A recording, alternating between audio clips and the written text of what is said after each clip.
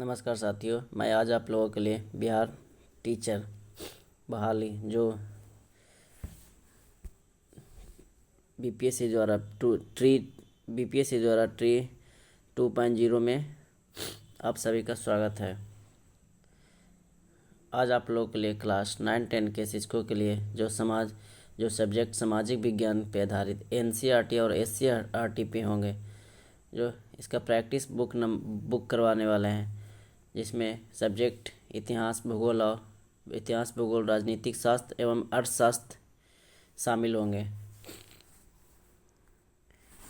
भाग 1 में पूरे सामाजिक विज्ञान में 80 क्वेश्चन होंगे और भाग 2 सामान्य अध्ययन में पूरे 40 क्वेश्चन होंगे। टोटल 120 क्वेश्चन करवाने वाले हैं। देखिए आज का पहला प्रैक्टिस सेट नंबर 1 का फर्स्ट क्वेश्चन। आज का फर्स्ट क्वेश्चन बोला गया है कि वर्ष 1632 में बिहार के पटना शहर में कौन सी कंपनी ने अपनी फैक्ट्री स्थापित की थी। तो ये कौन सी कंपनी ने पहला फैक्ट्री स्थापित किया था, ये बताना है। तो इसका क्या हो जाएगा, डच ईस्ट इंडिया कंपनी जो अपना पहला कारखाना स्थापित किया था। अब पटना कलेक्ट्रेट के लिए जाना जाता है। ये जगह पटना कलेक्ट्रेट के लिए जाना जाता है। उसके बाद आए थे, अगर बात करें तो उसके बाद आए थे अंग्रेज आए थे 1620 में। अंग्रेज कब स्थापित किए थे, 1620 में आए थे। फिर उसके बाद 1651 में ब्रिटिश आए थे। ब्रिटिश ईस्ट इंडिया कंपनी आए थे।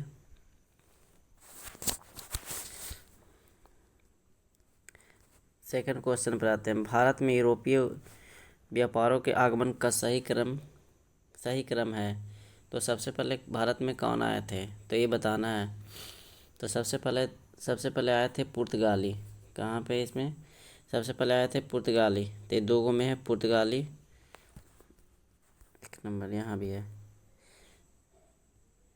पुर्तगाली आए थे। उसके बाद डच की बात करते हैं, इसमें हो जाएंगे डच। उसके बाद आए थे अंग्रेज, ये। उसके बाद बात करते हैं तो फ्रांसीसी, यानी ये आंसर नंबर फर्स्ट सही हो जाएंगे।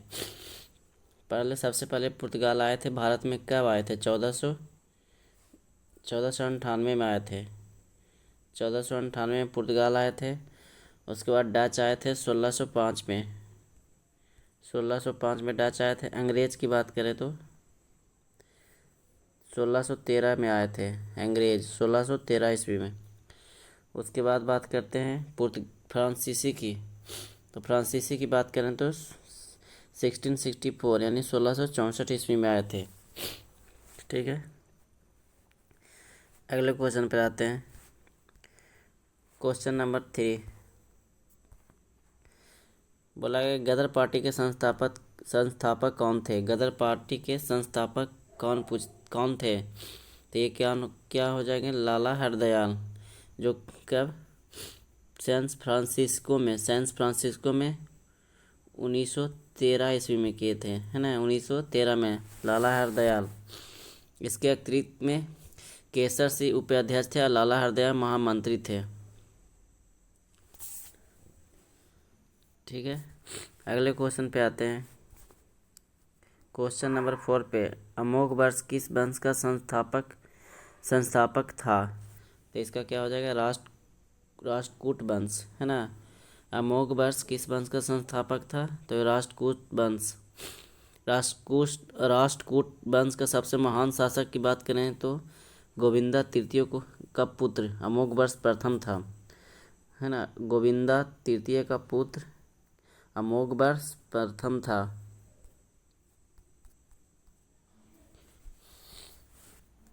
क्वेश्चन नंबर 5 पे आते हैं। जलियांवाला बाग हत्याकांड की जांच के लिए बनाई गई समिति का नाम था। तो कौन सी समिति थी, ये हंटर कमीशन के नाम से जानते थे। जलियांवाला बाग कब हुआ था, ये इस समिति की स्थापना कब हुई थी, 1 अक्टूबर 1 अक्टूबर 1919 में 1 अक्टूबर 1919 की स्थापना की गई थी। अगले क्वेश्चन की बात करें तो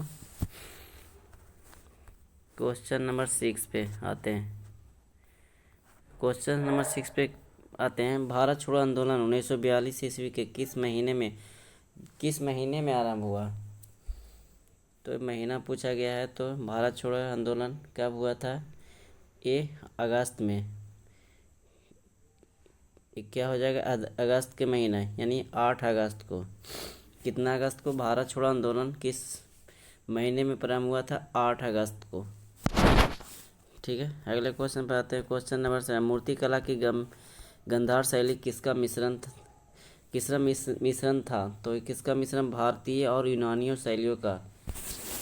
भारतीय और यूनानी शैली का। गंधार संकुल कला रोमन मानदंडों पर आधारित था, जिसे विदेश तकनीक और देसी भावना को समाहित किया गया था। इसे यूनानी बौद्ध कला विद्यालय के रूप में भी जाना जाता है। गंधार मूर्तिकला के विकास का श्रेय कुषाण वंशीय शासक कनिष्क को जाता है। गंधार शैली का विकास किसको जाता है? कनिष्क को जाता है। कनिष्क को जाता है ना, कुषाण वंश के शासन कनिष्क को। ठीक है, अगले क्वेश्चन पर आते हैं। क्वेश्चन नंबर 8 पे, सर टॉमस रो ने किस मुगल सम्राट से भारत में व्यापार करने की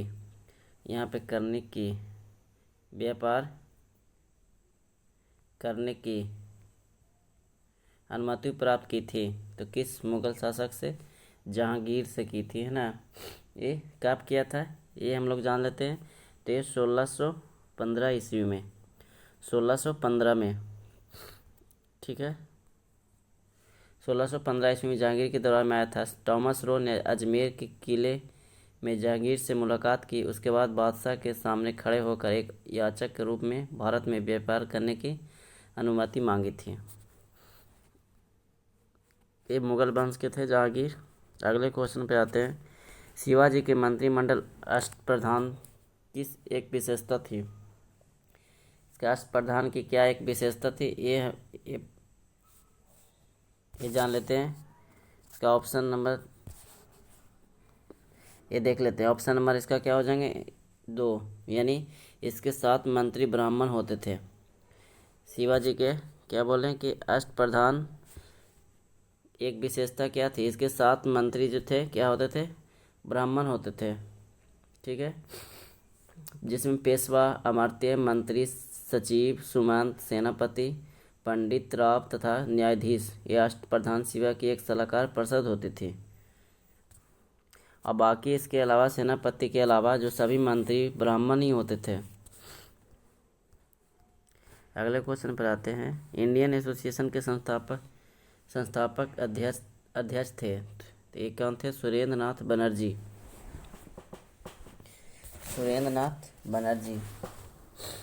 ये 26 जुलाई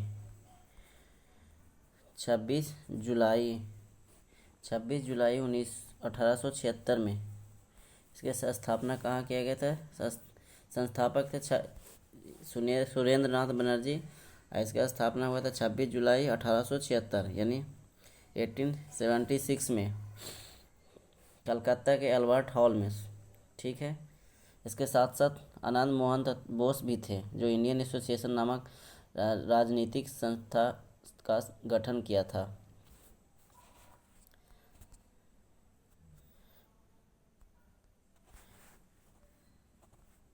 अगले क्वेश्चन पर आते हैं। यूरोप के किस देश में औद्योगिक क्रांति की प्रक्रिया सबसे पहले शुरू हुई थी? तो ये किस देश में शुरू हुई थी? सबसे पहले इंग्लैंड में शुरू हुई थी 18वीं सदी में। बोल रहा है कि यूरोप के किस देश में औद्योगिक क्रांति की प्रक्रिया सबसे पहले शुरू हुई थी? तो इंग्लैंड में। ये 18वीं सदी में शुरू हो गई थी। और 19वीं शताब्दी के दौरान बेल्जियम, जर्मनी, उत्तरी फ्रांस, संयुक्त राज्य अमेरिका और जापान में भी फैल गई थी ये तीव्र गति से 19वीं शताब्दी में। सबसे पहले ब्रिटेन में इसकी शुरुआत हुई थी 1780 ईस्वी में। औद्योगिक क्रांति की शुरुआत ब्रिटेन में सबसे पहले कहाँ हुई थी? 1780 ईस्वी में हुई थी ब्रिटेन में। अगले क्वेश्चन पे आते हैं। क्वेश्चन नंबर 12, गौतमी पुत्र सतकर्मी किस वंश का शासक था? गौतमी पुत्र सतकर्मी किस वंश का शासक था? तो इसका ऑप्शन देख लेते हैं। सातवाहन वंश का। गौतमी पुत्र सतकर्मी किस वंश का शासक था? तो सातवाहन वंश का। ये एक क्या था? एक प्रतापी शासक था। यह एक ब्राह्मण राजवंश था। गौतमी बलश्री के नासिक शिलालेख में यह जानकारी मिलती है कि उसके क्षत्रियों के अहंकार का मर्दन किया था। उसके प्रत्यक्ष प्रभाव में रहने वाले क्षेत्र में उत्तर में मालवा तक, काठियावाड़ से लेकर दक्षिण में कृष्णा नदी तक था।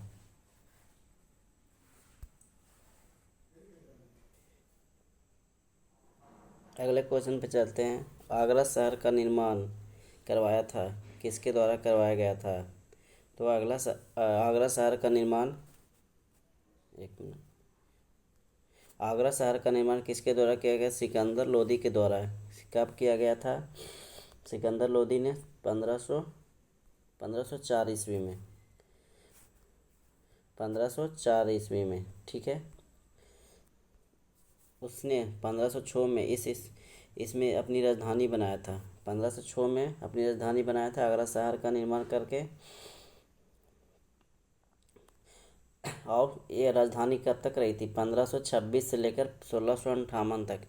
बात करें तो 1526 से लेकर 1658 ईस्वी तक, ठीक है, इसकी राजधानी रही आगरा, मुगल साम्राज्य का। ठीक है, नेक्स्ट क्वेश्चन पे आते हैं। 1857 ईस्वी के विद्रोह ने बिहार के कई नगरों को प्रभावित किया। बिहार के विभिन्न नगरों में विद्रोह के विस्फोट का सही क्रम निम्नलिखित में से है, कौन सा है? बोला कि 1857 के विद्रोह ने बिहार के कई नगरों को प्रभावित किया। बिहार के विभिन्न नगरों में विद्रोह के विस्फोट सही क्रम निम्नलिखित में है। तो सबसे पहले कहाँ हुई थी ये पूछा गया। तो सबसे पहले विद्रोह का प्रारंभ कहाँ पे हो गया था?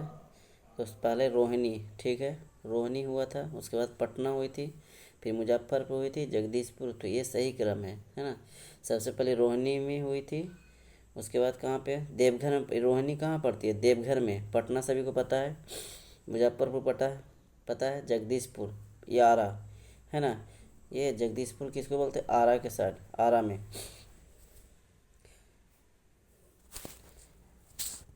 ठीक है, नेक्स्ट क्वेश्चन पे आते हैं। क्वेश्चन नंबर 15 पे, किस गवर्नर जनरल ने शासन के दौरान सती प्रथा को अवैध घोषित कर दिया था? तो विलियम बेंटिक के द्वारा। सती प्रथा एक हिंदू महिला को उसके पति की चिता में उससे पति की मृत्यु पर आहुति देने की प्रथा थी। लॉर्ड विलियम बेंटिक ने कब? ये 1828 ईस्वी में। 1828 ईस्वी में लॉर्ड विलियम बेंटिक ने, जो गवर्नर थे, इसको क्या कर दिया था? अवैध घोषित कर दिया गया।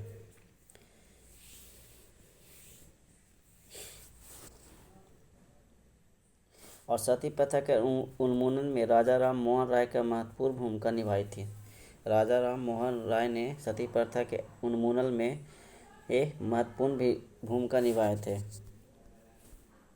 क्वेश्चन नंबर 16, सूचीबद्ध को सूची 2 से मिलान करना है। एक तरफ सूची दिया गया है, एक तरफ दिया गया है तीर्थयात्रियों का मिलान करना, दूसरी तरफ राजवंश दिए गए हैं। सूचीबद्ध में तीर्थयात्री हैं, दूसरी तरफ राजवंश है। इसका कोड देख लेते हैं। क्वेश्चन नंबर 16 का सही मिलान क्या है? नंबर 4, यानी 2 3 1 दिया गया है। क्या गया है? 2 पहला का दूसरा 2, फिर उसके बाद 3, फिर 1, यानी मेगास्थनीज मौर्य वंश से थे, मौर्य वंश के शासक में आए थे यात्री। फिर उसके बाद बोल रहे तो फाहियान की बात करें तो गुप्त वंश में आए थे। हेनसांग की बात करें तो पुष्यभूति वंश। मेगास्थनीज है जो मौर्य वंश, फाहियान जो गुप्त वंश में आए थे, और हेनसांग की बात करें तो पुष्यभूति वंश। अगले क्वेश्चन पे आते हैं। क्वेश्चन नंबर 17 पे। क्वेश्चन नंबर 17 बोला, निम्नलिखित में से कौन से सत कथन को चुनिए। निम्नलिखित में से सत्य कथन को चुनिए। तो इसका क्या हो जाएगा, सही आंसर हो जाएगा बुद्ध और महावीर दोनों ही कर्मवाद के समर्थक थे। बोल रहा है कि बुद्ध और महावीर है जो दोनों ही कर्मवाद के क्या थे, समर्थक थे। हम लोग को सही कथन सुनना था। अगले क्वेश्चन पर आते हैं 18 नंबर पे। मास्टर दा के नाम से विख्यात स्वतंत्रता सेनानी का मूल नाम था सूर्य सेन। मास्टर दा के नाम से विख्यात स्वतंत्रता सेनानी का मूल नाम था सूर्य सेन थे, जो 1894 से 1934 में भारत के स्वतंत्रता संग्राम में महान सेनानी थे। इन्होंने इंडियन रिपब्लिक आर्मी की स्थापना की थी। सूर्य सेन ने इंडियन रिपब्लिक आर्मी की स्थापना की थी और चटगांव विद्रोह का सफल नेतृत्व भी किया था इसने। ये सूर्य सेन क्या थे, एक शिक्षक थे, एक टीचर थे। ठीक है, सूर्य सेन थे जो एक क्या थे, शिक्षक थे। 13 वर्ष की आयु अल्पायु में राजगद्दी पर बैठने वाले शासक का नाम था। तो ये सभी को पता होगा 13 वर्ष की आयु ने किसने बैठे थे, ये अकबर में बैठे थे। इनका जन्म कब हुआ, अकबर का जन्म हुआ था 1542 में। कहाँ पे, अमरकोट में। कहाँ पे, अमरकोट में हुआ था 1542 ईस्वी में ये हुआ 15। और ये 1556, 13 वर्ष के बाद कितना होते, 1556 में ये गद्दी पे बैठ गए थे। 14 फरवरी 1356, 14 फरवरी 1356 में क्या किए थे, गद्दी पे बैठ गए थे। उसके बाद आते हैं जब, तो क्वेश्चन नंबर 20, जब इब्न बतूता भारत आया तो भारत का शासक कौन था। तो मोहम्मद बिन तुगलक। मध्य एशिया के माध्यम से यात्रा करते हुए इब्न बतूता कब, 1333 में, यानी 1333 में, 1333 ईस्वी में ये भारत आया था।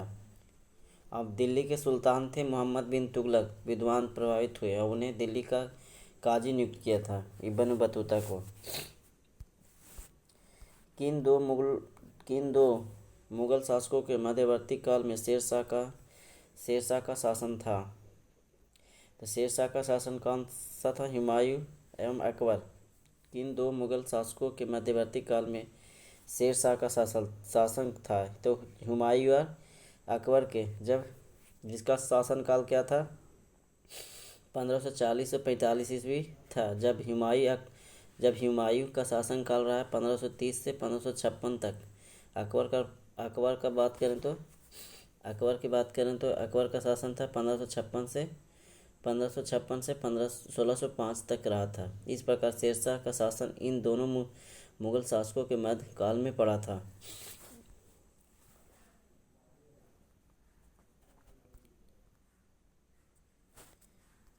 अगले क्वेश्चन पर आते हैं, बाबर एवं राणा सांगा के बीच युद्ध को कहा जाता है, कौन सा युद्ध कहा जाता है, ये खानवा का युद्ध। खानवा का युद्ध पता होगा सभी को, कब हुआ था, 27 मार्च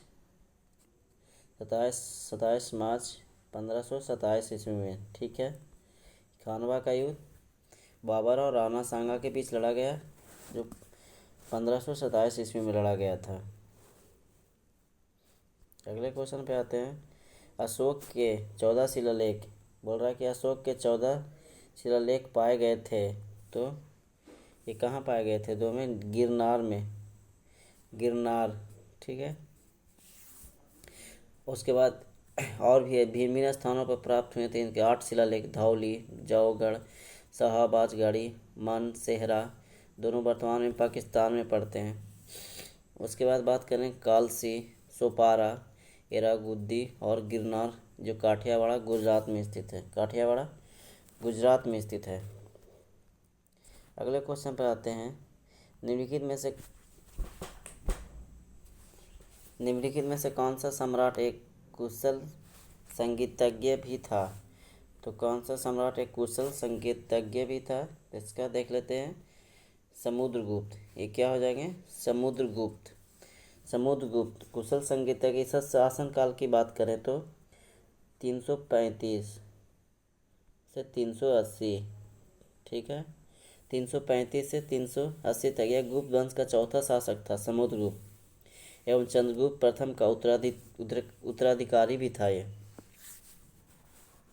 और समुद्रगुप्त के एक और नाम से जाने जाते हैं, भारत का नेपोलियन के नाम से, है ना, भारत का नेपोलियन के नाम से भी जाने जाते हैं, सभी को पता है। समुद्रगुप्त को क्या बोलते हैं? भारत का नेपोलियन। अगले क्वेश्चन पर आते हैं, क्वेश्चन नंबर 25। निम्नलिखित राजवंशों को सही कलाक्रम में सजाइए, है ना, सही कलाक्रम में सजाने के लिए बोल रहे हैं। तो सबसे पहले क्या हो जाएगा इसका देख लेते हैं। सबसे पहले बादशाह आ और दा, यानी सबसे पहले क्या हो जाएगा? वाह,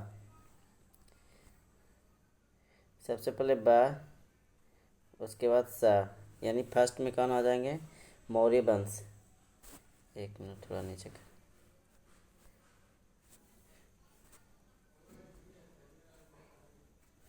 सबसे पहले बा आ जाते हैं मौर्य वंश, ठीक है। दूसरा में आ जाएंगे सा, यानी कुषाण वंश। मौर्य वंश के बाद कुषाण वंश, फिर सातवाहन वंश, ठीक है। फिर उसके बाद आए गुप्त वंश, उसके बाद क्या आ जाते हैं? गुप्त वंश। 4 नंबर में गुप्त वंश। चौथा में क्या आ जाएंगे? गुप्त वंश, ठीक है। पहले आ जाएंगे क्या? मौर्य वंश, फिर उसके बाद कुषाण वंश, सातवाहन वंश, गुप्त वंश, सबसे लास्ट में। ईस्वी की बात करें तो मौर्य वंश के ईस्वी हो जाएंगे लगभग 322 ईस्वी से एक माइनस 322 से 185 ईसा पूर्व, ठीक है। कुषाण वंश की बात करें तो पहली शताब्दी में ईसा पूर्व में। सातवाहन वंश की बात करें तो पहली शताब्दी ईसा पूर्व से दूसरी शताब्दी ईसा पूर्व में, ठीक है। और गुप्त वंश की बात करें तो 319 में प्रारंभ हुए थे, ठीक है। अगले क्वेश्चन पे आते हैं, क्वेश्चन नंबर 26 पे आते हैं। क्वेश्चन नंबर 26,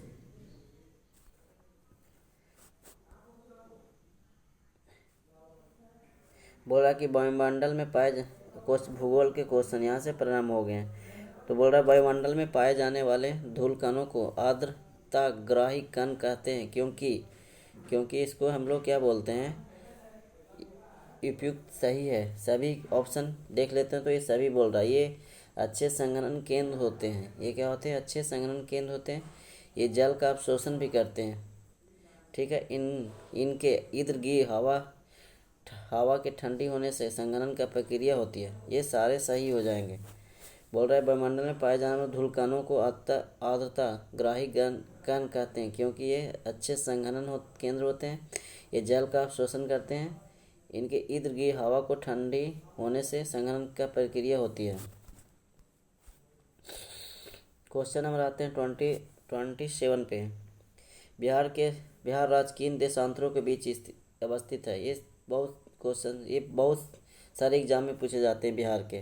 बिहार राज्य के किन देशांतरों के बीच अवस्थित है? तो ये किन देशांतरों के बीच, देशांतर की बात करें तो इसका क्या हो जाएंगे? 84 डिग्री पूर्व से 88 डिग्री पूर्व, है ना, 84 डिग्री पूर्व से 88 डिग्री पूर्व। ये क्या हो गया? देशांतर। अगर हमको अक्षांश की बात करें तो अक्षांश क्या हो जाते हैं? 24 डिग्री, यहाँ पे लिख देते हैं 24 डिग्री 20 सेकेंड, 24 डिग्री 20 मिनट और 10 सेकेंड, 24 डिग्री 20 मिनट और 10 सेकेंड। यह अक्षांश है जो उत्तरी है, नॉर्थ से लेकर 27 डिग्री, कहाँ पे? 24 से 27 डिग्री 31 मिनट 50 सेकेंड से नॉर्थ, ठीक है। और लगभग में पूछा गया है ना, बिहार राज्य के देशांतर, तो ये लगभग में बताया गया है। ऐसे हम देशांतर की बात करते हैं तो ये कितना हो जाएंगे?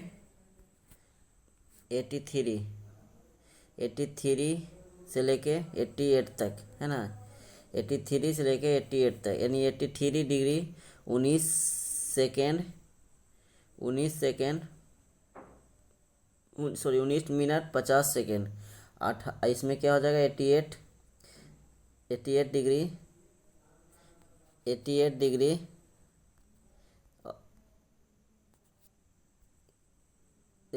17 मिनट और 40 सेकेंड हो जाएंगे। ठीक है,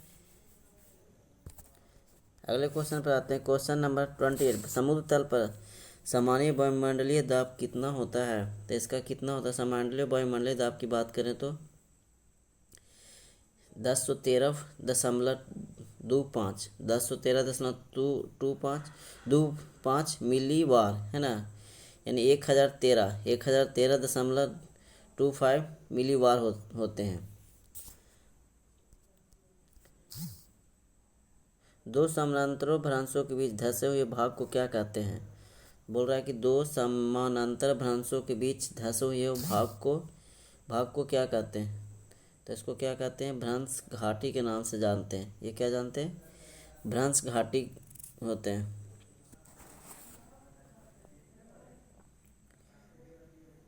भ्रंश घाटी एक तरह से क्या होती है? एक तरह से ये क्या होती है? लंबी, संकरी एवं गहरी होती है। जिसको जर्मन ग्रोवेन भी कहते हैं।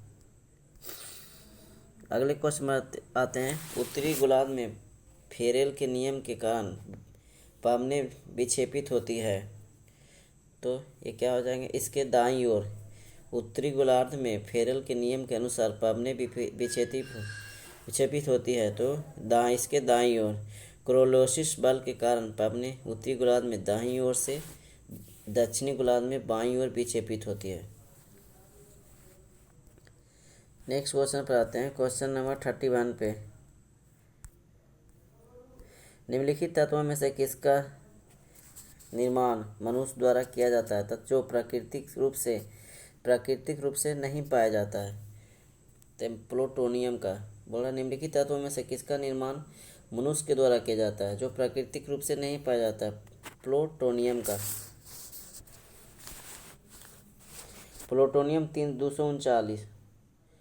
प्लूटोनियम 239 का प्रयोग नाभिकीय हथियारों में मुख्य रूप से विखंडन तत्व के रूप में किया जाता है। अगले क्वेश्चन पर आते हैं। दो समानांतर भ्रंशों के बीच उठे हुए भाग को क्या कहते हैं? तो इसको क्या कहते हैं? ब्लॉक पर्वत। बोल रहा है दो समानांतर भ्रंशों के बीच उठे हुए भाग को ब्लॉक पर्वत कहते हैं। समानांतर भागों के बीच के भूखंड ऊपर उठ जाने से अथवा दो समानांतर भ्रंशों के बाहरी भूखंडों के बीच घिस जाने से निर्मित उच्च भूमि या पर्वत को ब्लॉक पर्वत कहते हैं। ठीक है, ऐसे पर्वत की उत्पत्ति भ्रंश के कारण होती है, अतः इसे भ्रंश पर्वत भी कहते हैं। भ्रंथोस इसको बोलते हैं, भ्रंथोस पर्वत भी कहते हैं। अगले क्वेश्चन पर आते हैं। क्वेश्चन नंबर 33, दक्षिणी पश्चिमी मानसून चलती है।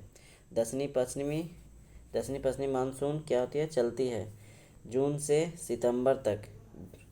जून से कितने तक? सितंबर तक चलती है। अगले क्वेश्चन पर आते हैं। निम्नलिखित भू-आकृतियों में से किसके द्वारा बिहार राज्य का उत्तर पश्चिम भाग घिरा हुआ? कौन सा भू-आकृति है जो उत्तर और पश्चिम भाग में घिरा हुआ? ये वाला भाग उत्तर पश्चिम भाग में घिरा हुआ है। तो ये क्या हो जाएंगे? इसका हो जाएगा सोमेश्वर की पहाड़ी। सोमेश्वर की पहाड़ी।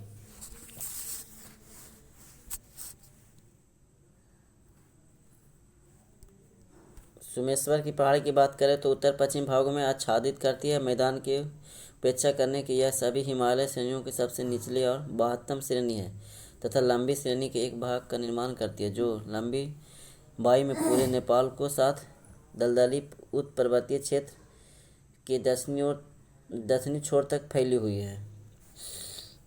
अगले क्वेश्चन की बात करते हैं। क्वेश्चन नंबर 35, जब जहाज अंतर्राष्ट्रीय तिथि रेखा को पश्चिम से पूरब पार करता है, अंतर्राष्ट्रीय तिथि रेखा को पश्चिम से क्या करता है? पूरब की ओर पार करता है,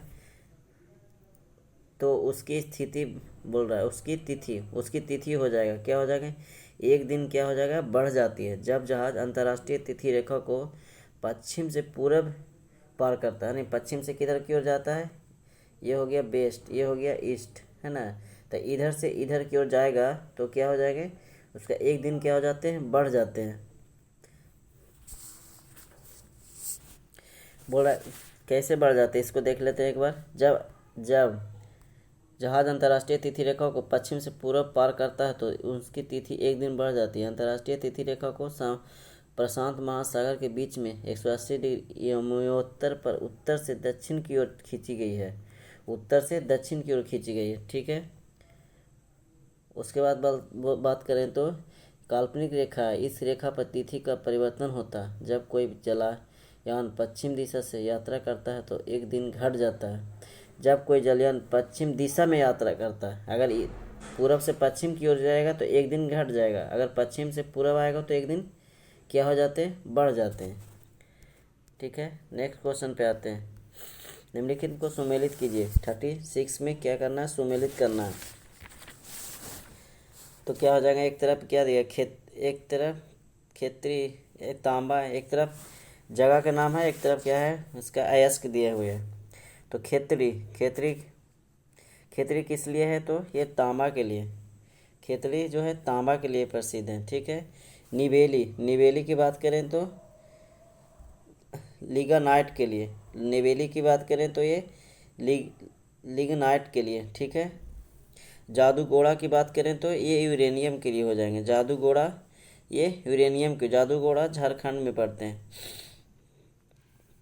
खेतरी राजस्थान में। कुंद्रेमुख की बात करें तो ये लोहा के लिए, ये क्या है, ये लोहा के लिए पाया जाता है, ठीक है। मैच कर लीजिएगा इसको एक बार आप लोग। इसका ऑप्शन नंबर क्या हो जाएंगे, 2। चट्टानों की घुलनशीलता किस क्षेत्र में प्रमुख है, चट्टानों की घुलनशीलता किस क्षेत्र में प्रमुख है, तो ये क्या हो जाएगा, चूना पत्थर क्षेत्र में। Question number 38।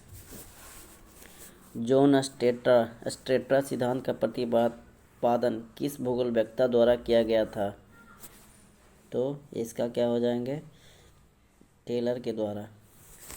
किसके द्वारा, टेलर के द्वारा। जॉन स्ट्रेटा सिद्धांत का प्रतिपादन किस भूगोलवेत्ता द्वारा किया गया था, टेलर के द्वारा। अगले क्वेश्चन पे, क्वेश्चन नंबर 39। किस जनगणना में भारत की जनसंख्या में वृद्धि ऋणात्मक हुई थी, तो इसका क्या हो जाएंगे, 1921। और किस जनगणना में भारत की जनसंख्या में वृद्धि ऋणात्मक हुई थी, तो ये क्या हो जाएंगे, 1921।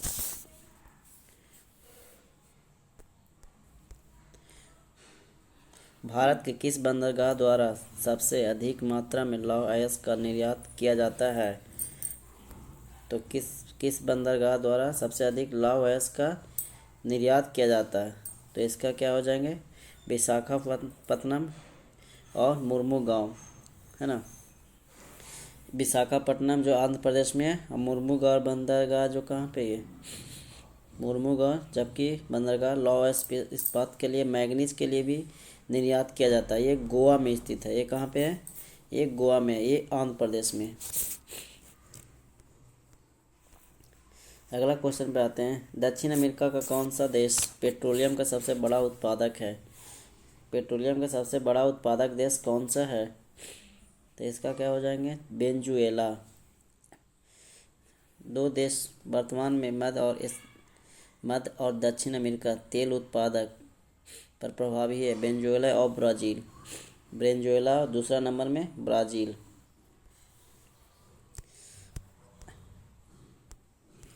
भारत के प्राकृतिक वनस्पति के संबंध में कौन सा कथन सही है, इसका चुनना है, कौन सा कथन सही है, तो सही कथन का ये चुनते हैं, ऑप्शन नंबर 4। बोल रहा है उपयुक्त में से सभी सत्य है, क्या बोल रहा है कि सभी सत्य है। इसका देख लेते हैं। अधिक वर्षा वाले क्षेत्र में सघन उष्णकटिबंधीय वन पाए जाते हैं, औसत वर्षा वाले क्षेत्रों में मानसूनी वन पाए जाते हैं।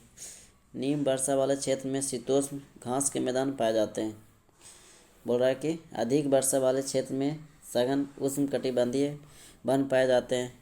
औसत वर्षा वाले क्षेत्र में मानसूनी वन पाए जाते हैं। निम्न वर्षा वाले क्षेत्र में शीतोष्ण घास के मैदान पाए जाते हैं। ये सभी सारे सही है। निम्नलिखित देश और राजधानी में कौन सा युग्म गलत है? तो हमको गलत को क्या करना है, चुनना है। तो ये चेकोस्लोवाकिया का क्या हो जाएगा, प्राग हो जाएगा, ये सही है। डेनमार्क का क्या हो जाएगा, कोपेनहेगन, ये भी सही है। और इथोपिया का ये गलत है। दक्षिण कोरिया का सियोल, दक्षिण कोरिया का क्या हो जाएंगे, दक्षिण कोरिया का सियोल हो जाएंगे। तो इथोपिया के क्या हो जाते हैं, इथोपिया की राजधानी क्या है, आदिस अबाबा है ना, यहाँ लिख देते हैं आदिस अबाबा, वाह, ठीक है, आदिस अबाबा। चेकोस्लोवाकिया की राजधानी प्राग, डेनमार्क के कोपेनहेगन, ठीक है। इथोपिया के हो जाएगा आदिस अबाबा, दक्षिण कोरिया के हो जाएगा सियोल, ठीक है। अगले क्वेश्चन पे आते हैं, क्वेश्चन नंबर 44। कैस्पियन सागर झील, कैस्पियन सागर या झील अवस्थित है, तो ये कहाँ पे ये अवस्थित है, ये चूज करना है। तो क्या हो जाएगा, कुछ यूरोप, इसका क्या हो जाएगा, एक मिनट, कुछ यूरोप में और कुछ एशिया में। बोल रहा है कि कुछ भाग है जो यूरोप में है, कुछ भाग जो एशिया में है। इसकी बात करें तो इसका क्षेत्रफल लगभग 43 लाख वर्ग किलोमीटर है। जैसे रूस, अजरबैजान, तुर्कमेनिस्तान, कजाकिस्तान देश इस झील की सीमा से लगे हुए हैं। यूरोप की प्रसिद्ध नदी वोल्गा कैस्पियन सागर झील में अपना मुहाना बनाती है। कौन सा, वोल्गा नदी कैस्पियन सागर में अपना क्या बनाती है, मुहाना बनाती है, वोल्गा, ठीक है। अगला क्वेश्चन पे आते हैं, भूमध्य सागरीय समुद्री जलवायु की विशेषता क्या है? भूमध्य सागरीय समुद्री जलवायु की विशेषता क्या है? तो इसकी विशेषता है शुष्क ग्रीष्मकाल और आर्द्र सर्दियाँ, शुष्क ग्रीष्मकाल और आर्द्र सर्दियाँ।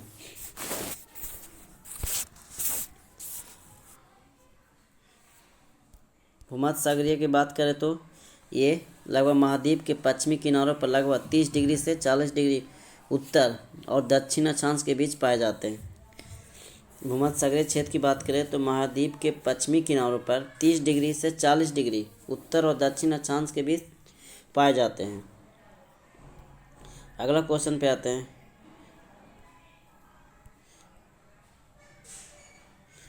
Question number 46। बोल रहा है कि दक्षिणी गोलार्ध का ग्रीष्म अयनांत कब होता है?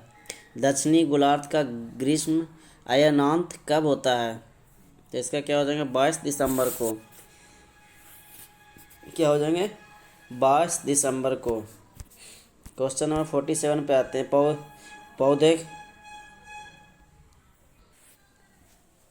पौधे की उपज के लिए कौन सी मृदा सबसे अच्छी होती है? पौधे की उपज के लिए कौन सी मृदा सबसे अच्छी होती है? तो ये दोमट मृदा की बात करें तो पौधे की उपज के लिए दोमट मिट्टी सबसे अच्छी मानी जाती है। दोमट एक प्रकार की मिट्टी है जो फसलें के लिए अत्यंत उर्वरक मानी जाती है। इसमें लगभग 40% से सील्ट और 20% चिकनी मिट्टी तथा शेष 40% बालू होता है। नेक्स्ट क्वेश्चन पे आते हैं, बिहार में निम्नलिखित में से कौन से समूह की नदियाँ गंगा अथवा उसकी सहायक नदियों में उत्तर की ओर से आकर मिलती है? तो उत्तर से होकर आकर कौन सी नदियाँ मिलती है, इसका देख लेते हैं। पहला क्या हो जाएंगे, बिहार में निम्नलिखित में से कौन से समूह की नदियाँ गंगा अथवा उसकी सहायक नदियों में उत्तर की ओर से आकर मिलती है? तो ये क्या हो जाएंगे, गंडक, कमला एवं बागमती।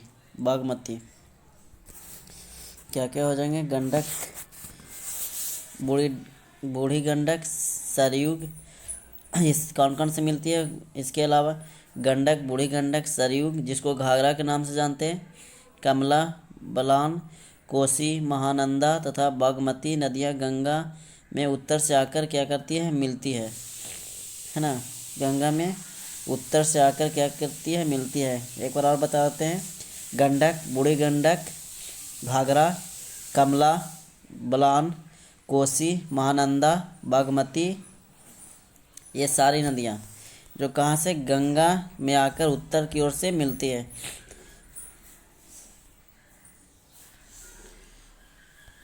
निम्नलिखित में से किसे भारत के पिट्सबर्ग के नाम से जाना जाता है? तो भारत के पिट्सबर्ग के नाम से किसे जाना जाता है? जो जमशेदपुर, जो क्या वर्ष 1907 में, वर्ष 1907 ईस्वी में टाटा ने टिस्को की स्थापना की थी। टाटा ने किसकी स्थापना की थी? टिस्को की स्थापना की थी। अगला क्वेश्चन पढ़ते हैं। भारत में सबसे छोटा घुमावदार पर्वत कौन सा है?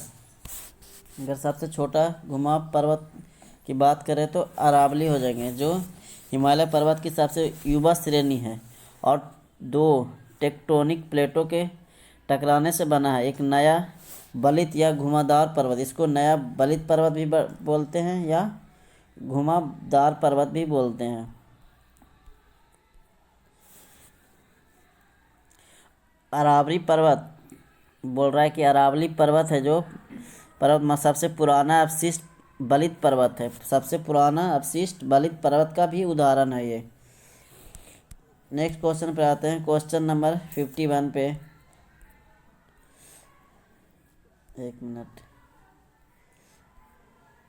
क्वेश्चन नंबर 51 पे आते हैं अर्थव्यवस्था पे। अर्थव्यवस्था में क्या हो रहा है? निम्नलिखित में से क्या बजट के पूंजी खाते में सम्मिलित होता है? क्या होता है बजट के पूंजी खाते में? तो सार्वजनिक उधारी से प्राप्त आय, सार्वजनिक उधारी से प्राप्त आय जो बजट के पूंजी खाते में सम्मिलित होता है। नेक्स्ट क्वेश्चन पे आते हैं 52 पे। एक देश के भुगतान संतुलन का घाटा निर्दिष्ट करता है। तो ये क्या करता है?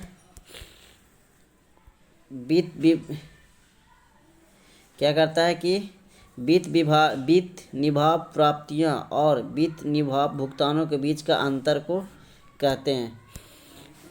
क्या बोल रहा है कि एक देश के भुगतान संतुलन का घाटा निर्दिष्ट करता है, भुगतान संतुलन का घाटा निर्दिष्ट करता है। तो ये क्या हो जाएंगे? वित्त निभाव प्राप्तियां और वित्त निभाव भुगतानों के बीच का अंतर को। मुद्रास्फीति को नियंत्रित करने के लिए केंद्रीय बैंक को चाहिए कि क्या चाहिए? देख लेते हैं, इसका ऑप्शन देख लेते हैं। सरकारी प्रतिभूतियों की बिक्री को और बैंक दर को बढ़ा दे। सरकारी प्रतिभूतियों की बिक्री करे और बैंक दर को बढ़ा दे।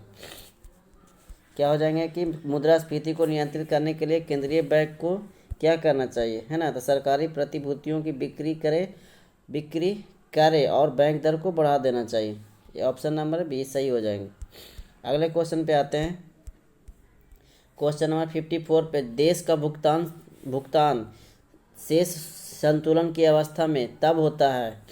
देश का भुगतान शेष संतुलन की अवस्था में तब होता है जब क्या होगा? घरेलू मुद्रा की मांग उसकी आपूर्ति के बराबर होती है।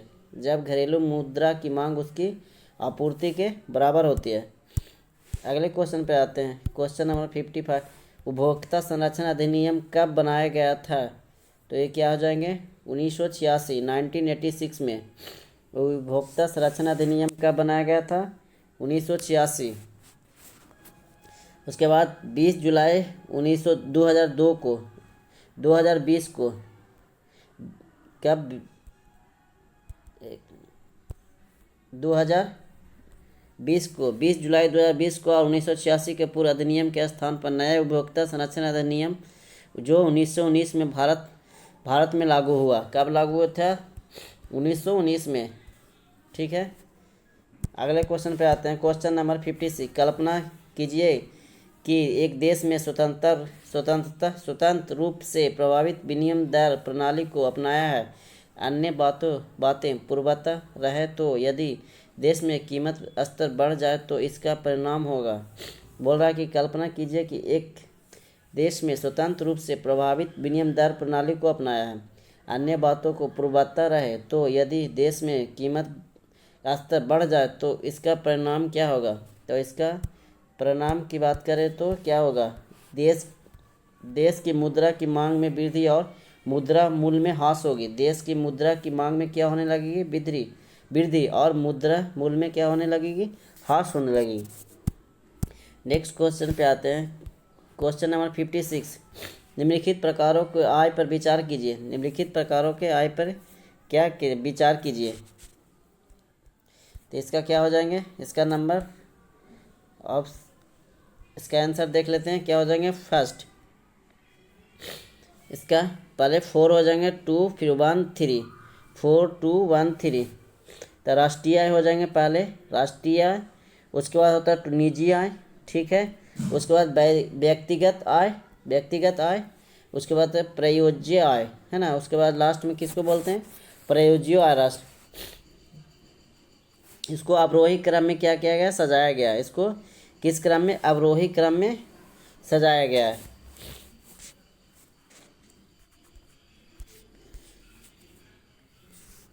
अगले क्वेश्चन पे आते हैं। क्वेश्चन नंबर 58 पे। क्वेश्चन नंबर 58 पे बोला गया है कि निम्नलिखित में से क्या केंद्र सरकार के राजस्व व्यय का सबसे बड़ा महत्वपूर्ण कारक है।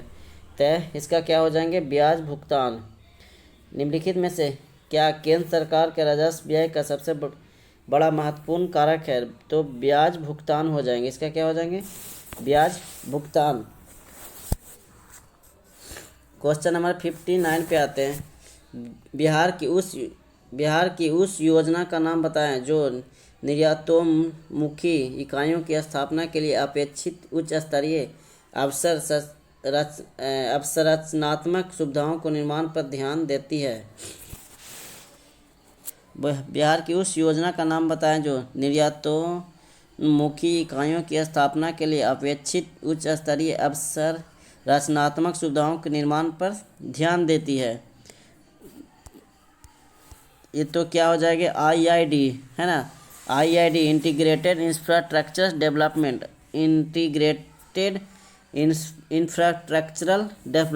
IID। नेक्स्ट क्वेश्चन पे आते हैं। Question number 60। साधारणतः किसी देश की अनुमूलतम जनसंख्या से अभिप्राय जनसंख्या के उस परिणाम से होता है जहाँ क्या होता है कि प्रति व्यक्ति अधिकतम उत्पादन प्राप्त होता है। इसका आंसर क्या हो जाएंगे, प्रति व्यक्ति अधिकतम उत्पादन प्राप्त होता है। साधारणतः किस देश की अनुकूलतम जनसंख्या से अभिप्राय जनसंख्या के उस परिणाम से होता है जहाँ प्रति व्यक्ति अधिकतम उत्पादन प्राप्त होता है। अगला क्वेश्चन पे आते हैं। क्वेश्चन नंबर 61 पे आते हैं। राजनीतिक शास्त्र से क्वेश्चन किससे आ रहा है, राजनीतिक शास्त्र से। भारतीय संविधान में स्वतंत्र न्याय प्रणाली की अवधारणा का सार कहाँ से लिया गया है, तो क्या हो जाएगा, अमेरिका से, USA से, है ना। राष्ट्रपति का महाभियोग, राष्ट्रपति या उपराष्ट्रपति के कार्य, ये सारे कहाँ से ली गई है, अमेरिका से ले गए हैं। राष्ट्रपति का महाभियोग, राष्ट्रपति और उपराष्ट्रपति का कार्य अमेरिका से। सर्वोच्च न्यायालय, उच्च न्यायालय के न्यायाधीशों को हटाना, मौलिक अधिकार, न्याय समीक्षा, न्यायपालिका की स्वतंत्रता, संविधान की प्रस्तावना, ये सारे जो है संयुक्त राज्य अमेरिका से ली गई है, USA, United state of America. ठीक है, एक बार और बता देते हैं।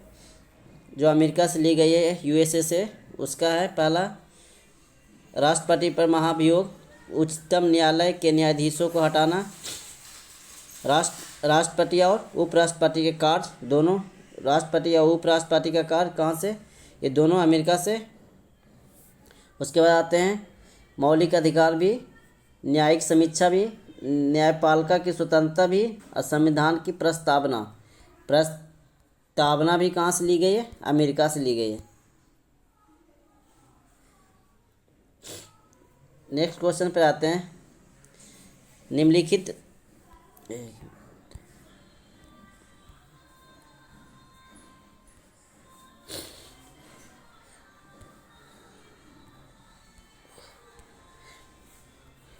बोला जा रहा है कि भारतीय राजनीतिक व्यवस्था का स्वरूप निम्नलिखित में से कौन सा है?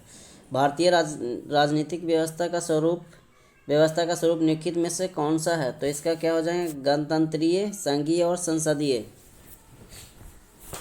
गणतंत्रीय, संघीय और संसदीय हो जाएंगे। नेक्स्ट क्वेश्चन पे आते हैं। भारत में प्रथम गैर कांग्रेसी सरकार का प्रधानमंत्री कौन था? है ना, गैर कांग्रेसी सरकार का प्रधानमंत्री कौन थे? क्वेश्चन नंबर 63 पे आते हैं। तो इसका क्या हो जाएंगे? मोरारजी देसाई। क्या हो जाएंगे? मोरारजी देसाई। किसकी देखरेख में जिले में पुलिस बल शांति और व्यवस्था कायम करता है? तो ये क्या हो जाएंगे? जिलाधीश।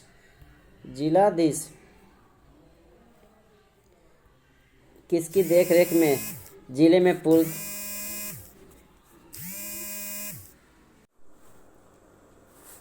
क्वेश्चन नंबर 64 पर आते हैं। किसकी देख में जिले में पुलिस बल शांति और व्यवस्था कायम करता है? तो इसका क्या हो जाएंगे? जिला न्यायाधीश। किसकी देख में जिले में पुलिस बल शांति और व्यवस्था कायम करता है? जिला न्यायाधीश। नेक्स्ट क्वेश्चन पे आते हैं। क्वेश्चन नंबर 65 पे मौलिक अधिकारों के संरक्षण से संबंधित रीट किसके द्वारा जारी किया जाता है?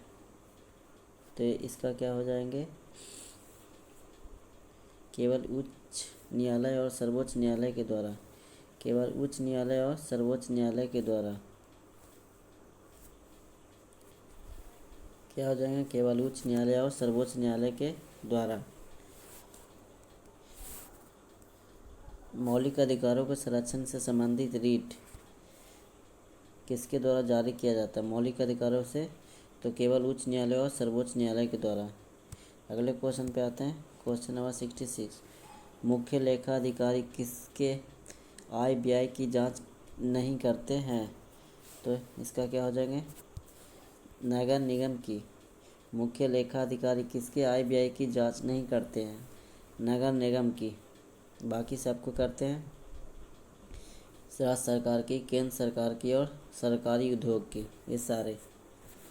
इसके नेक्स्ट क्वेश्चन पे आते हैं 67 पर। निम्नलिखित में से क्या नौकरशाही की विशेषता नहीं है? निम्नलिखित में से कौन नौकरशाही की विशेषता नहीं है? तो इसका क्या हो जाएंगे? अक्षमता।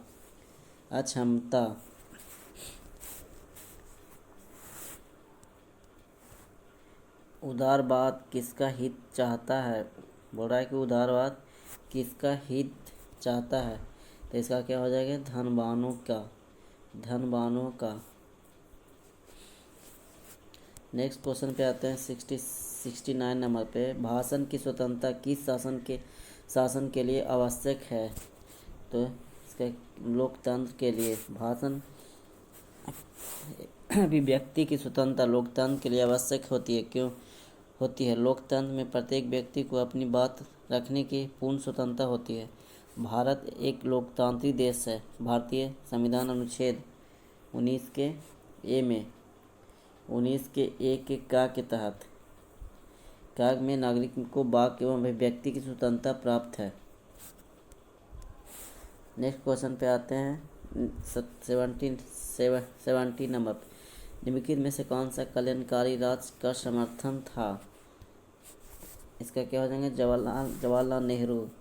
पंडित जवाहरलाल नेहरू कल्याणकारी राज्य के समर्थक थे। नेहरू जी का झुकाव समाजवाद की ओर था, किंतु मिश्रित अर्थव्यवस्था के साथ उन्होंने वहाँ समाजवाद अपनाने का आग्रह किया जहाँ तक वह कल्याणकारी साबित हो सके। इसका क्या हो जाएंगे? जवाहरलाल नेहरू। नेक्स्ट क्वेश्चन पे आते हैं। क्वेश्चन नंबर 71 पे बोल रहा है कि निम्नलिखित में से किस संबंध में केंद्र शासित प्रदेश के उपराज्यपाल स्वतंत्र रूप से कार्य करते हैं? तो इसका क्या हो जाएगा? कानून और व्यवस्था। निम्नलिखित में से किस संबंध में केंद्र शासित प्रदेश के उपराज्यपाल स्वतंत्र रूप से कार्य करते हैं? तो कानून और व्यवस्था। नेक्स्ट क्वेश्चन पे आते हैं 72। भारतीय संविधान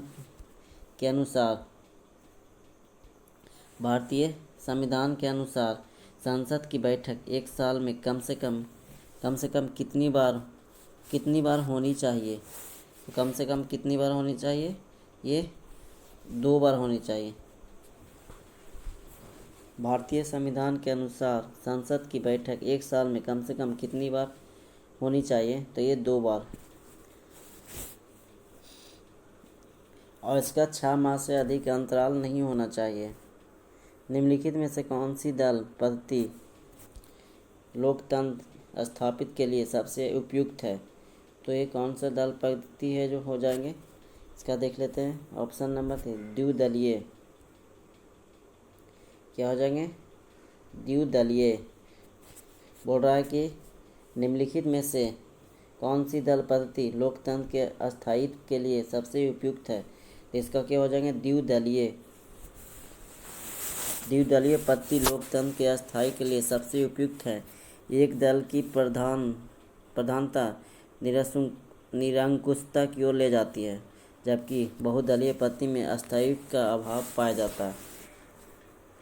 ठीक है। नेक्स्ट क्वेश्चन पे आते हैं। क्वेश्चन नंबर 74 पे नागरिक शास्त्र के अध्ययन का मुख्य विषय है। तो इसका क्या हो जाएगा? राज्य। नागरिक शास्त्र के अध्ययन का मुख्य विषय राज्य एवं उसके नागरिक ही होते हैं। ठीक है। अगला बोला जा रहा है भारत में पंचायती राज व्यवस्था के द्विस्तरीय बनाने का सुझाव था। तो इसका क्या हो जाएंगे? अशोक मेहता समिति के द्वारा। नेक्स्ट क्वेश्चन पे आते हैं 76।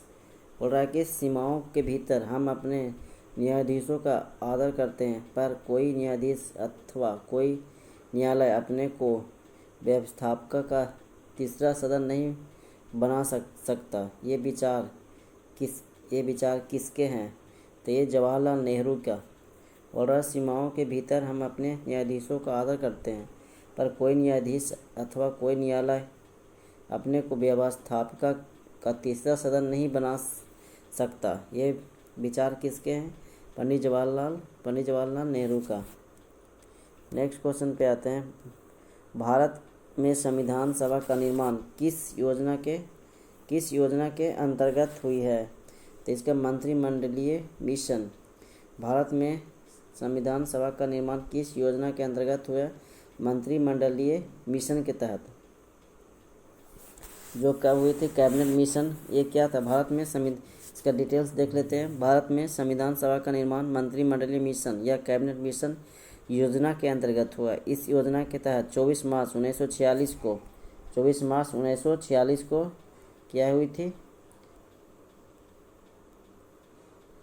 24 मार्च 1946 को कैबिनेट मिशन भारत आया था। उसने 1945 में प्रांतीय विधानसभा के निर्वाचन में प्रतिनिधियों का उपयोग संविधान निर्माण के लिए निर्वाचन किया।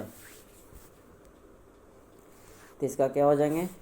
मंत्रिमंडलीय मिशन। नेक्स्ट क्वेश्चन पे आते हैं 78 पे।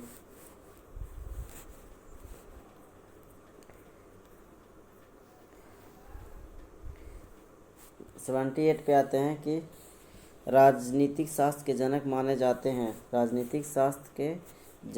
जाते हैं। तो ये क्या हो जाएंगे? अरस्तु को माना जाते हैं। अरस्तु।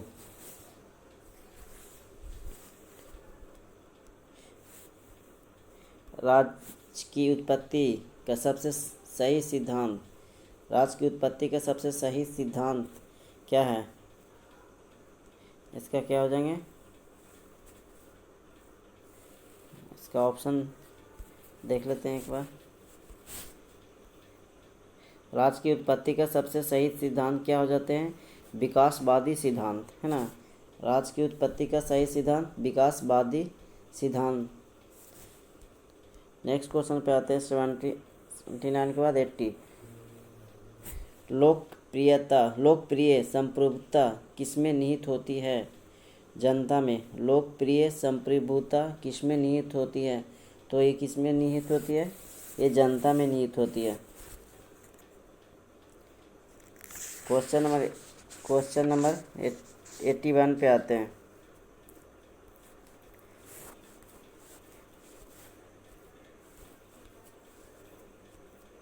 एक मिनट।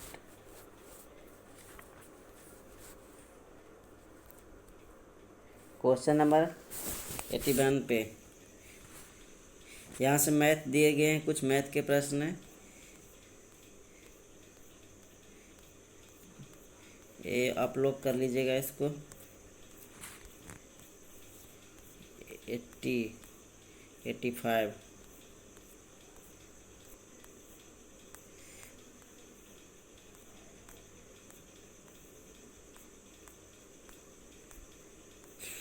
86 से आते हैं। बोला जा रहा है कि मिश्रित कृषि की मुख्य विशेषता क्या है? बोल रहा है कि मिश्रित कृषि की मुख्य विशेषता क्या है? तो इसका क्या हो जाएंगे?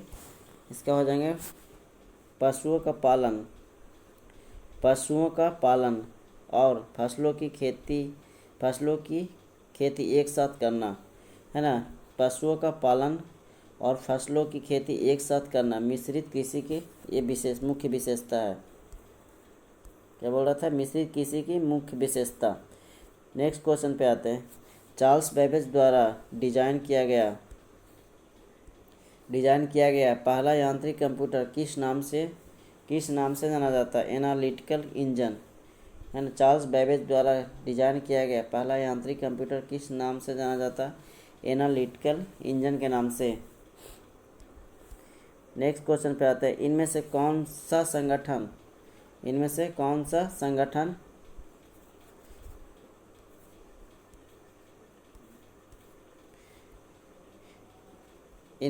सा संगठन जलवायु परिवर्तन के प्राकृतिक, राजनीतिक एवं आर्थिक प्रभावों के साथ साथ इसका उद्देश्यपरक वैज्ञानिक दृष्टिकोण प्रदान करता है? तो इसका क्या हो जाएंगे? इसका देख लेते हैं। International union for conservation of nature. क्या हो जाएगा? International union for conservation of nature हो जाएंगे। इसका क्वेश्चन एक बार और पढ़ लेते हैं। इनमें से कौन सा संगठन जलवायु परिवर्तन के प्राकृतिक, राजनीतिक एवं आर्थिक प्रभावों के साथ साथ इसका उद्देश्यपरक वैज्ञानिक दृष्टिकोण प्रदान करता है? तो इसका क्या हो जाएंगे? International union for conservation of nature, है ना। International union for conservation of nature, IUCN लिख देते हैं यहाँ पे। नेक्स्ट क्वेश्चन पे आते हैं। क्वेश्चन नंबर 89 पे 89 में बोला जा रहा है कि DRDO मतलब द्वारा विकसित उस रोबोट का क्या नाम है जो खतरनाक वस्तुओं का पता लगाने उन्हें नियंत्रित पता लगाने और उन्हें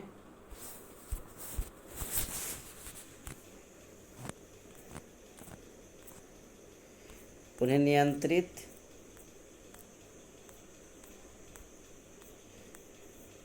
करने और नष्ट करने के उपयोग में लाया जाता है? तो इसका क्या हो जाएंगे? इसका हो जाएंगे डच, है ना। डच भारत का अनुसंधान और विकास संगठन द्वारा DRDO द्वारा डिजाइन किया गया एक विद्युत संचालित दूरसंवेदी क्या है? दूरसंवेदी वाहन है। इसको बोलते हैं डच। नेक्स्ट क्वेश्चन पे आते हैं। क्वेश्चन नंबर 90 में आते हैं। 1942 में भारतीय राष्ट्रीय कांग्रेस की ओर से निम्नलिखित में से किसने सबसे पहले भारत छोड़ो प्रस्ताव का मसौदा तैयार किया था? तो ये किस महात्मा गांधी के द्वारा 8 अगस्त ठीक है 8 अगस्त 1942 को 8 अगस्त 1942 को किसके द्वारा, सबसे पहले महात्मा गांधी के द्वारा ये भारतीय राष्ट्रीय कांग्रेस की ओर से ये किस सबसे पहले भारत छोड़ो का प्रस्ताव का मसौदा तैयार किया था। नेक्स्ट क्वेश्चन पता है सबसे पुराना अंतर सरकारी संगठन कौन सा है। इसका क्या हो जाएंगे, central commission for navigation on the Rhine, बोल रहा central commission for navigation on the राइन।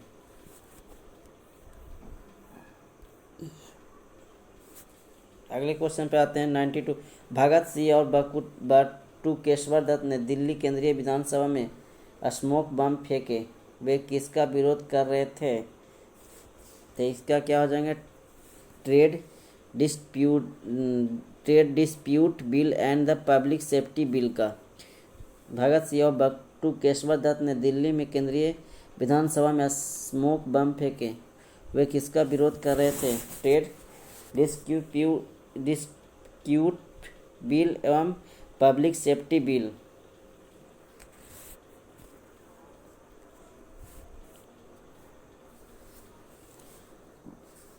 कब, ये 8 अप्रैल 1929 को 8 अप्रैल सार्वजनिक सुरक्षा विधेयक और व्यापार विवाद में विधेयक जिसे नागरिकों की नागरिक स्वतंत्रता कम हो जाती पारित होने के खिलाफ केंद्रीय विधानसभा में इंकलाब जिंदा के नारे लगाते हुए बम फेंका था।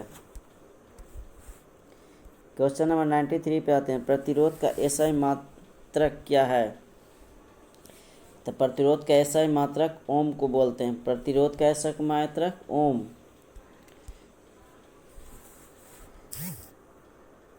नेक्स्ट क्वेश्चन पे आते हैं, सीमेंस की बात करते हैं तो सीमेंस की बात करते हैं विद्युत चालक की मानक अंतर्राष्ट्रीय एसआई इकाई है। इस इकाई के लिए प्राचीन शब्द mAh ओम पीछे की ओर लिखा गया है। और कूलम की बात करते हैं, कूलम आवेश की मात्रा के लिए एसआई इकाई है, आवेश की मात्रा को कूलम की बात ओम होते हैं, ठीक है।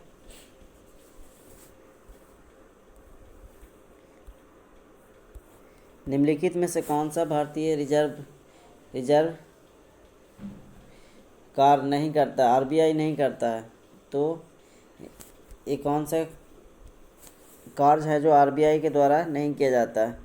इसका ऑप्शन देख लेते हैं, यह प्रतिभूति बाजारों के विकास को बढ़ावा देता है, ये गलत है, ये आरबीआई के द्वारा नहीं किया जाता है। ये प्रतिभूति बाजारों को विकास को बढ़ावा देता है, ये आरबीआई के द्वारा नहीं किया जाता है। एक बार और इसका क्वेश्चन देख लेते हैं, बोल रहा है कि निम्नलिखित में से कौन सा भारतीय रिजर्व बैंक का कार्य नहीं है। ये करेंसी नोट जारी करता है, ये सही है। ये वाणिज्य बैंकों को आरक्षित नकदी का अभिक्षरक है, ये भी सही है। उसके बाद आते हैं,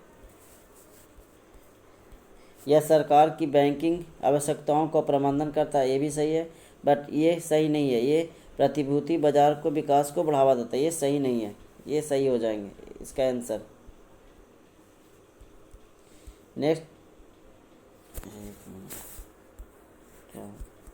नेक्स्ट क्वेश्चन पे आते हैं, क्वेश्चन नंबर 95 पे। क्वेश्चन नंबर 95 में क्या बोल रहा है कि निम्नलिखित में से किस सेमी हाई स्पीड ट्रेन 18 के नाम से भी जाना जाता है। तो वंदे भारत एक्सप्रेस को ट्रेन 18 के नाम से जाना जाता है। एक भारतीय हाई स्पीड इंटरसिटी एक ट्रेन है, यह एक EMU ट्रेन है जिसे भारत सरकार मेक इन इंडिया के पहल के अंतर्गत 18 महीने की अवधि में इंटीग्रल कोच फैक्ट्री IS के पेरुंगू चेन्नई डिजाइन और निर्माण किया गया था। क्वेश्चन नंबर 96, माइक्रोफोन रूपांतरित करता है ध्वनि ऊर्जा को विद्युत ऊर्जा में, है ना, ध्वनि ऊर्जा को विद्युत ऊर्जा में। नेक्स्ट क्वेश्चन 97 पे आते हैं। भारत में बचत बैंक खाते पर दी जाने वाली ब्याज दर क्या होंगे? तो भारत में बचत खाते के दी जाने वाली ब्याज दर कितनी होगी? आरबीआई या संबंधित बैंक? ये क्या क्या बोलेंगे इसको? संबंधित बैंक। भारत में बचत बैंक खाते पर दी जाने वाली ब्याज दर संबंधित बैंक के द्वारा निर्धारित की जाती है ना? संबंधित बैंक के द्वारा क्या किया जाती है? निर्धारित की जाती है।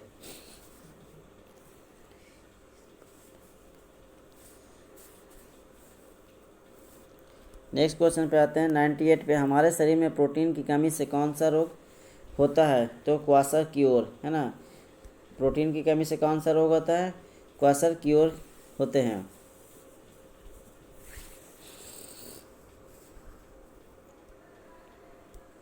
वेरी विटामिन B1 ब्रिकेट्स, ये सारे।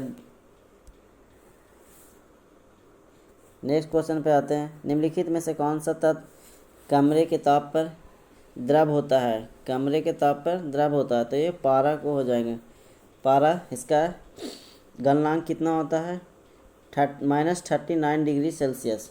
-39 डिग्री सेल्सियस होता है इसका गलनांक। क्वेश्चन नंबर 100, इसका क्या करना है? ये रीजनिंग दिया गया है, इसको चीन के स्थान पर क्या आ सकती है, इसको बनाना है। तो चीन के स्थान पे इसको लाना है, क्या आ जाएंगे?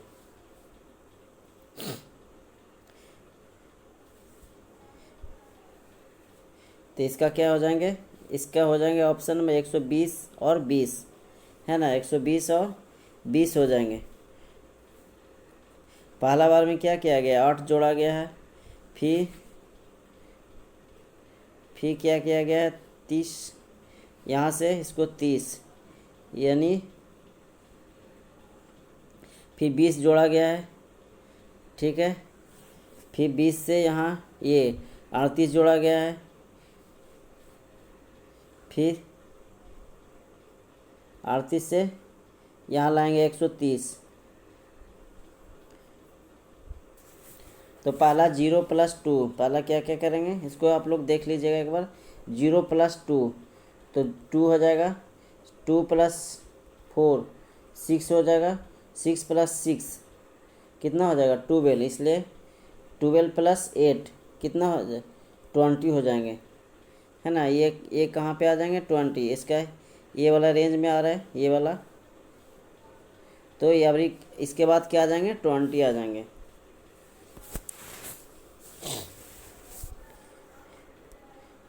नेक्स्ट क्वेश्चन पे आते हैं। ये भी रीजनिंग का क्वेश्चन दिया गया है। एक अंग P और Q अंकगणितीय संक्रिया है जो P इतना इतना और इतना इतना है, तो इतना का मान निकालना है, ठीक है।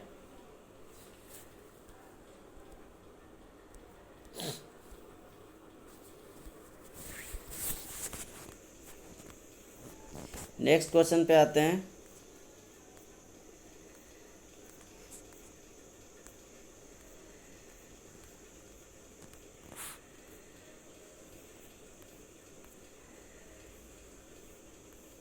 क्वेश्चन नंबर 105 पे आते हैं। कुतुब मीनार के पास स्थित कौन सी मस्जिद के बारे में यह माना जाता है कि दिल्ली में बनने वाला पहली मस्जिद थी? तो ये क्या माना जाता है? कुतुब इस्लाम मस्जिद, कुतुब इस्लाम मस्जिद। कुतुब मीनार के पास स्थित कौन सी मस्जिद के बारे में यह कहा जाता है कि यह माना जाता है कि वह दिल्ली में बनने वाली पहली मस्जिद थी? कुतुब इस्लाम मस्जिद। अगले क्वेश्चन पे आते हैं। प्लासी के युद्ध में ब्रिटिश ईस्ट इंडिया कंपनी के सैन्य दल का नेतृत्व किसने किया था? तो इस किसके द्वारा? रॉबर्ट क्लाइव के द्वारा किया गया था। कब? 1757 ईस्वी में। 1 मिनट, 1757 ईस्वी में। प्लासी का युद्ध कब हुआ था? 23 जून 1757 रॉबर्ट क्लाइव का नेतृत्व में ब्रिटिश ईस्ट इंडिया कंपनी के सैनिकों ने बंगाल के अंतिम नवाब सिराजुद्दौला की सेना को पराजित किया था।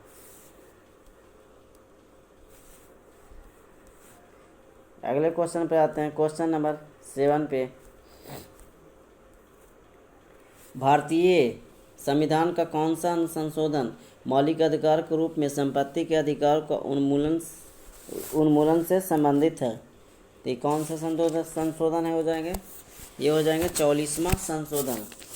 44वां संशोधन ये जो 1978 में हुई थी, 1978 में हुई थी।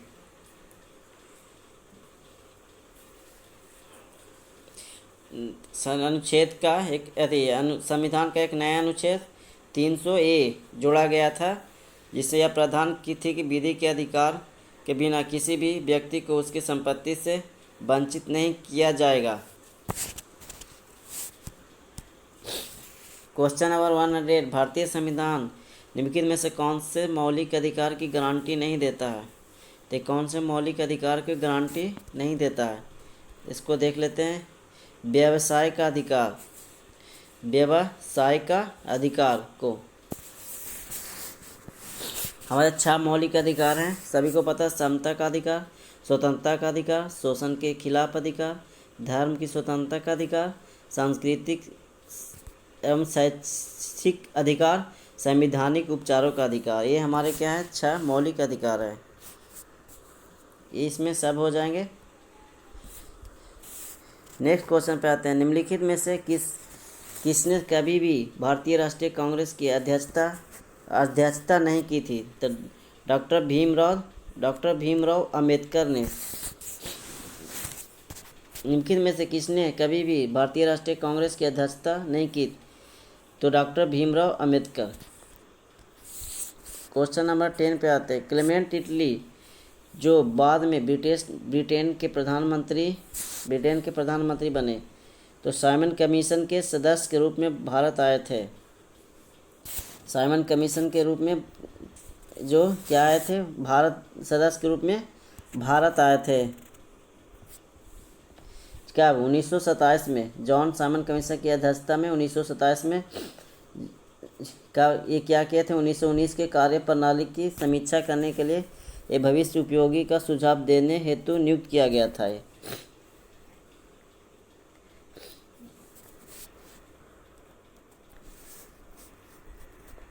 और क्लेमेंट इटली 1947 में ब्रिटेन के क्या बने थे? प्रधानमंत्री बने थे।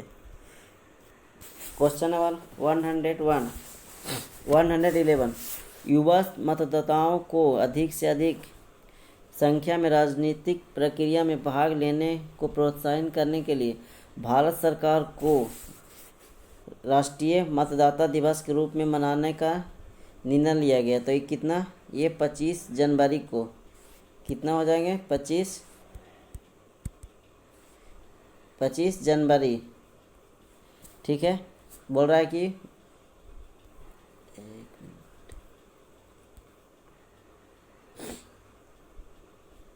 युवा मतदाताओं को अधिक से अधिक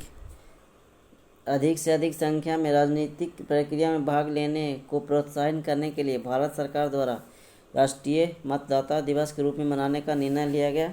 तो ये 25 जनवरी हो जाएंगे। इसका क्या हो जाएंगे? 25 जनवरी। मिशन इंद्रधनुष निम्नलिखित में से किस सरकारी योजना से संबंधित है? किस सरकारी योजना से संबंधित है? तो बाल टीकाकरण। मिशन इंद्रधनुष निम्नलिखित में से किस सरकारी योजना से संबंधित है? तो क्या हो जाएंगे? बाल टीकाकरण से।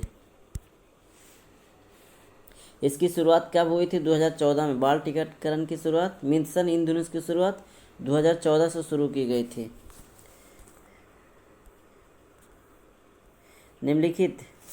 निम्नलिखित में कौन सा कथन स्वाधार गृह योजना है? स्वाधार गृह योजना का उद्देश्य नहीं है। तो इसका क्या हो जाएंगे? क्या आंसर देख लेते हैं। स्वाधार गृह योजना का उद्देश्य नहीं है, तो इसका आंसर हो जाएंगे सामाजिक रूप से पिछड़ी महिलाओं को सरकारी नौकरियों प्रदान करना। सामाजिक रूप से पिछड़ी महिलाओं को सरकारी नौकरियां प्रदान करना है। क्या बोल रहा है कि निम्नलिखित में से कौन सा कथन स्वाधार गृह योजना का उद्देश्य नहीं है, तो ये नहीं हो जाएंगे, है ना। नेक्स्ट क्वेश्चन पर आते हैं। किस महान स्वतंत्रता सेनानी को देशबंधु के नाम से जाना जाता था, तो इसका क्या हो जाएगा, चित्तरंजन दास के द्वारा। किस महान स्वतंत्रता सेनानी को देशबंधु के नाम से जाना जाता था, चित्तरंजन दास के द्वारा। 1920 से 1922 तक उन्हें असहयोग आंदोलन के दौरान बंगाल में ब्रिटिश कपड़ों का प्रतिबंध लगाने का पहल की थी, है ना। चित्तरंजन दास 1920 से 1922 तक बंगाल में ब्रिटिश कपड़ों का प्रतिबंध लगाने का क्या किया था, प्रयास किया था। Question number 115। निम्नलिखित में से कौन सा पादप हार्मोन है, तो ये क्या हो जाएगा, ऑक्सिन, है ना। ऑक्सिन पौधों द्वारा प्राकृतिक रूप से उत्पादित एक वृद्धि हार्मोन है, ठीक है। इसको एक वृद्धि हार्मोन के भी नाम से जाना जाता है। ये पादप हार्मोन है, पौधों द्वारा क्या होते हैं, उत्पादित होते हैं। निम्नलिखित में से कौन सा डिजिटल इंडिया कार्यक्रम के अंतर्गत विकसित किए जाने वाले क्षेत्र का हिस्सा नहीं है, है ना। क्षेत्र का हिस्सा नहीं है, तो इसका क्या हो जाएगा, सभी के लिए सरकारी विद्यालयों में शिक्षा, है ना। सभी के लिए सरकारी विद्यालयों में शिक्षा, ये नहीं हो जाएंगे। इसका ऑप्शन नंबर 4 क्या हो जाएंगे, नहीं हो जाएंगे। पृथ्वी के पर्यावरण और प्रदूषण के बारे में सार्वजनिक जागरूकता बढ़ाने के लिए प्रत्येक वर्ष दुनिया भर में निम्नलिखित में से कौन सी दिन पृथ्वी दिवस के रूप में मनाई जा रही है, इसका क्या हो जाएंगे, 22 अप्रैल को। पृथ्वी दिवस कब मनाया जाता है, 22 अप्रैल को मनाया जाता है।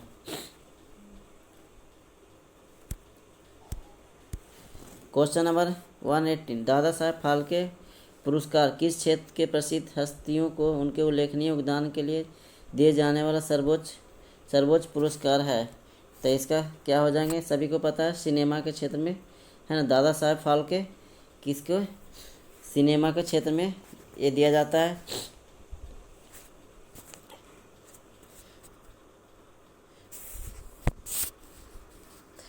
कौन सी दो नदियां जो पट्टिसीता सीमा लिफ्ट सिंचाई परियोजना,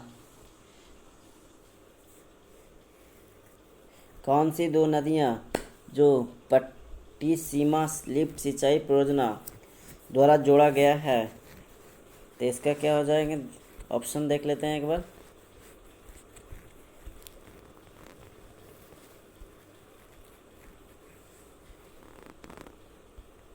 कौन सी दो नदियां हैं जो ये जोड़ा गया है, तो इसका हो जाएंगे गोदावरी और कृष्णा। क्या हो जाएंगे, गोदावरी और कृष्णा नदी।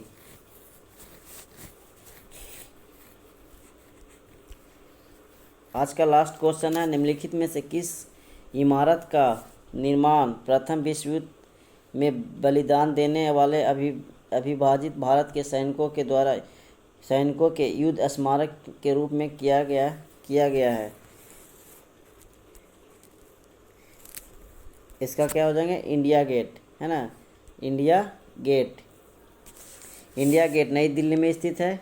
यह आधारशिला कब रखा गया था, 1921 में रखा गया था। 1921 में ड्यूक ऑफ कनॉट द्वारा रखी गई थी, ड्यूक ऑफ कनॉट के द्वारा रखी गई थी इसका इंडिया गेट का आधारशिला, जिसे एडविन लुटियन द्वारा डिजाइन किया गया था। डिजाइन किसके द्वारा, एडविन लुटियन द्वारा किया गया था। उसके बाद 1919 के अफगान युद्ध में उत्तर पश्चिम सीमांत में मारे गए लगभग 13,516 सैनिकों तथा प्रथम विश्व युद्ध में शहीद हुए भारतीय सेना लगभग 90,000 सैनिकों के नाम अंकित है। इंडिया गेट फ्रांस के आर्क डी ट्रायम्फ के समान है, जो फ्रांस के आर्क डी ट्रायम्फ के समान बना हुआ है। ये आज का लास्ट क्वेश्चन था। वीडियो कैसी लगी आप लोग कमेंट बॉक्स में ज़रूर बताइएगा। अगर वीडियो अच्छी लगती है तो वीडियो को लाइक बटन और सब्सक्राइब बटन पे ज़रूर दबा दें।